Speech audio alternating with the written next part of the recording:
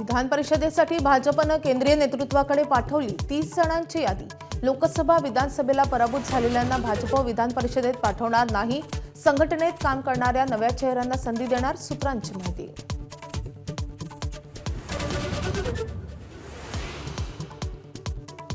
Rickshaw taxi चालकांना मराठी सक्तीसाठी कायद्यात बदल करण्याच्या हालचाली।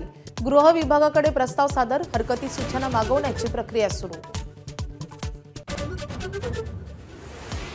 होंदो अशोक खरातला 26 एप्रिलपर्यंत पोलीस कोठडी।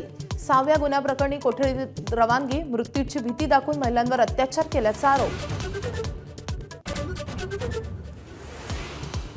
मराठी येत नाही म्हणून रिक्षा चालकांचे परवाने रद्द करू नका।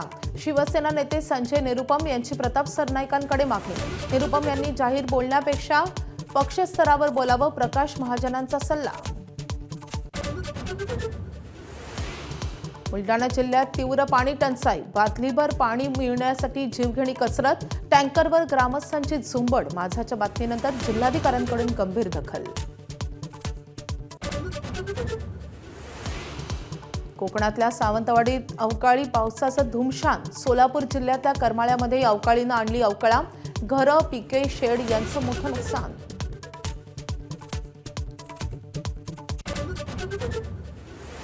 पश्चिम बंगालमध्ये तृणमूल काँग्रेसची गच्छंती निश्चित। पहिल्या टप्प्यातल्या टिच्चून मतदानानंतर अमित शहांची प्रतिक्रिया। नवा मुख्यमंत्री बंगालमध्ये शिकलेला आणि बंगालचाच असेल, बाहेरून नाही, अशी दिली ग्वाही।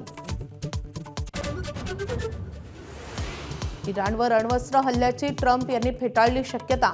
हॉर्मुझच्या सामुद्रधुनीतील नाकेबंदी न हटवण्यावर ट्रम्प ठाम।